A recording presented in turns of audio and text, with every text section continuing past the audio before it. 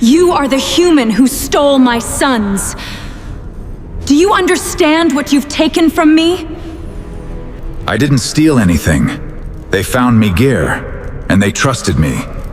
That's more than most people ever earn. Queen Serella's terror sliced through the night like a shard of broken starlight. Her sons were gone. The two small, blue-skinned princes, the last hope of her dynasty, had vanished from the beating heart of the capital without a single trace. Guards swept every inch of the central plaza, their crystal-plated armor ringing against the stone as they checked behind vendor carts and inside the shadowed alcoves where traders sold their wares by day. All they turned up were forgotten toys. A clockwork bird whose wings had stopped mid-flutter, a small orb that once cast glowing games into the air, and an unmistakable trace of fear soaked into the old city's walls. Then, as the two moons climbed to their highest point and washed the empty market in silver, the search party found them. Both boys were curled together, sound asleep, on the chest of a man who was supposed to be nothing more than a stranded visitor on their world. The sight staggered the 6 elite guards standing watch, warriors bred since birth to shield the royal bloodline, now facing something none of their training had prepared them for. That was how Aiden Thorne entered their lives. An outsider the young princes had chosen for themselves as their protector. A human whose worn face and scarred hands told of fights waged across half the galaxy. Word of it rattled the palace like a tremor through bedrock. Queen Serella, her blue face etched with the ceremonial scars of her warrior lineage, felt relief and confusion collide inside her for the first time in decades. Her crystalline eyes, which had watched fleets burn and stars die, could barely make sense of what her guards described. "A human," she murmured, her voice carrying the resonance that had once commanded 17 star systems. "My sons chose a human." Commander Kess, who had served her house for 30 years, shifted under her stare. "Your Majesty," he said carefully, "we found them in the lower market among the off-world trader stalls. The human was asleep against a steel cargo crate." The princes were calmer than we've seen them in months, as if they'd finally found what they needed. Serella's mind spun through possibilities. Her sons, Darian and Elias, had been restless for weeks. Sleepless, anxious, unreachable by any physician or tutor. Now it seemed they had solved their own trouble by seeking out a total stranger. Worse, a member of the very species stirring up debate in her council chambers, whose expansion across the sector some saw as menace, others as opportunity. "Tell me everything about this man," she ordered. Kess straightened into his formal report. Male, mid-30s by human years. Multiple old scars. His stance and his hands both say soldier. Someone who's carried a weapon most of his life. When we approached, he made no aggressive move. He seemed more worried about frightening the boys than protecting himself. And the princes weren't afraid of us in his presence. They trusted him completely. That last detail chilled her more than anything. Her sons were not naive. They'd been raised to read danger in a stranger's eyes. For them to trust a man they'd never met meant either a grave failure in their training or something far larger. "Bring them to me," she commanded. Quietly, "No word of this leaves this room until we understand what it means." The walk back to the palace was tense and quiet. Aiden moved between the guards with the ease of a man used to danger. His gray-streaked hair catching the corridor lights, old scars tracing his forearms like a map of battles survived.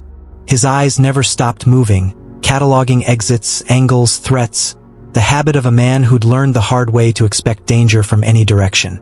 Beside him walked Darian, 8 years old and already carrying himself with the gravity of an heir, and Elias, 2 years younger and unable to hide his excitement, occasionally reaching out just to touch Aiden's sleeve, as if to confirm he was really there.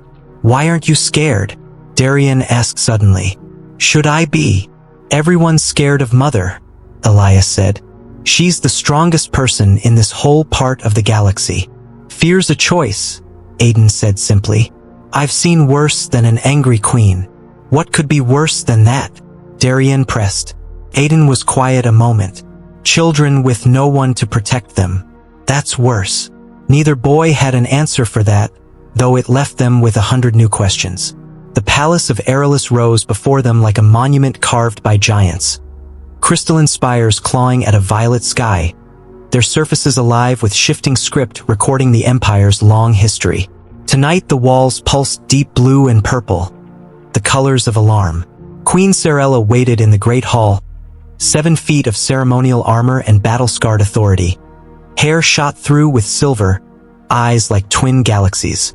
"So," she said, her voice edged with music even at its most dangerous. "You're the human who stole my sons." "I didn't steal anything," Aiden answered, holding her gaze. "They found me. 2 scared kids alone in the dark who needed to hear they were safe. That's all it was." Her laugh cut sharp through the hall. "Do you understand who they are?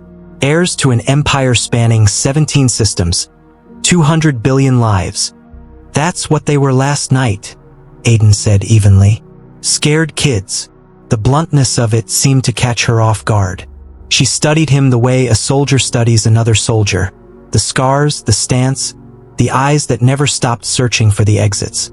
"You're a warrior," she said. "What brings you to a neutral world so far from human space?" "Transport malfunction. Emergency landing. I was supposed to be gone 3 days ago." He paused. "Instead, I met your sons." Before she could respond, an alarm split the hall. Commander Kess strode in, grim-faced. "Your Majesty, Rexian mercenaries have been sighted in the lower districts. 20 confirmed, possibly 50 more in reserve. They're asking about the human and offering coin for information." Serella's expression turned to ice. The Rexian coalition had been the Empire's enemy for 3 generations. Brutal mercenary, without honor. "They may be hunting you," she told Aiden, "or using you as cover for something worse. Either way," Aiden said, "your sons are in danger now because of me." "Then we end it," Serella said. "We? You said they'd have to go through you first," she reminded him. "I meant it." That night Aerilus went dark. Merchants shuttered their stalls, the glowing signs dimmed, and the city held its breath. Aiden moved through the alley shadows with the boys close behind, their enhanced senses, a genetic gift of royal blood, picking up threats no ordinary ear could catch. 6 from the north, Darian whispered. "Weapons drawn. 8 more east," Elias added. "They smell like chemicals. Combat stims." The Rexians dropped from the rooftops without warning, blades gleaming, movements sharpened and reckless from the drugs in their blood. Aiden's knife found the gaps in their armor with brutal precision, downing one attacker after another, until Darian's shout, "Behind you!" saved his life from a flanking spear. Outnumbered and cornered, they needed an escape. Darian pressed his palm to a bare wall, and a hidden panel slid open, revealing a passage humming with the same living light as the palace itself. "The old paths," Elias explained as they ran. "Father showed us before he died. Only royal blood can open them." The tunnel spat them out near a crumbling ruin where an ancient tree-shaped garrison stood, its silver-blue bark gleaming under starlight, armed for a battle centuries old but somehow still ready. Aiden chose a blade unlike any human steel, light yet impossibly strong. The boys took smaller knives sized for their hands. "You've trained for this?" Aiden asked. "Since we could walk," Darian said. "Mother insists anyone who rules must first learn to defend those in their care." At dawn, 22 Rexians surrounded the garrison. Their scarred, cybernetic-armed leader called for Aiden and the royal spawn to surrender. Instead, the defenders fought, Aiden's borrowed blade cutting through armor like paper, the boys striking with reflexes and stamina no ordinary child could match. When the mercenary leader broke through to face Aiden alone, their duel was short and vicious, ending with the Rexian dead on the garrison floor. "Is it over?" Darian asked, a shallow cut already healing on his cheek. "For now," Aiden said. "They'll come back better prepared." Back at the palace, Serella listened to Aiden's report in grim silence. Then a scarred, limping figure emerged from the shadows. Taran, one of her oldest operatives, bandaged and barely standing. "This attack was ordered from inside your own court," he said. "Someone with access to intelligence they shouldn't have had." And this was only the first wave. Human mercenaries, assassin guilds, corporate soldiers. Someone is building a coalition to shake this empire to its foundations. They're not just after me, Aiden realized. They're after the succession itself.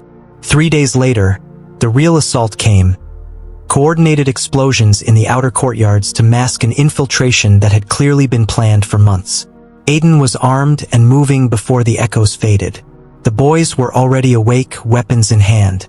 Guards on the main stair, Darian reported. But wrong. Strangers wearing familiar uniforms. Inside help.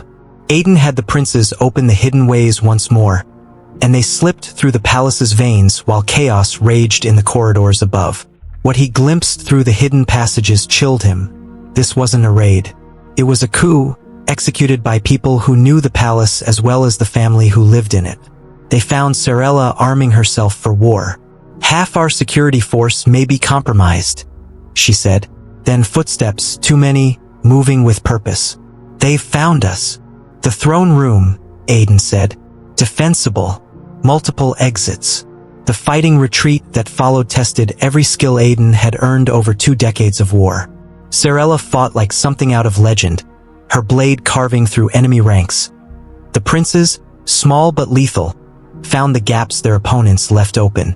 It was Taran, arriving with a squad of guards he'd personally vetted, who finally broke the attackers' advance. "The traitor is Lord Knox," Taran reported, barricaded in the communications center with what's left of his men. Knox had chosen his ground well, the technological heart of the Empire, where any real damage could cripple alien coordination for months. "You cannot stop what's already begun," he shouted as Serella's forces surrounded him. "This monarchy is dying, and your sons are holding back a new age. The only thing dying here is your ambition," Serella answered. The last fight was brutal and brief. When it ended, only Knox remained, wounded, defiant, and utterly beaten. "This is just the beginning," he rasped. "Others see what I see. Then they can join you in exile," Serella said. "Or in death, if they'd rather be martyrs than wise." In the weeks that followed, the palace rebuilt itself from the inside out. Taran personally screened every guard and servant. The prince's lessons now included tactics and survival alongside history and diplomacy. And Aiden, never quite a soldier again, never quite a stranger anymore, found himself woven into the rhythm of a court that had once been entirely foreign to him.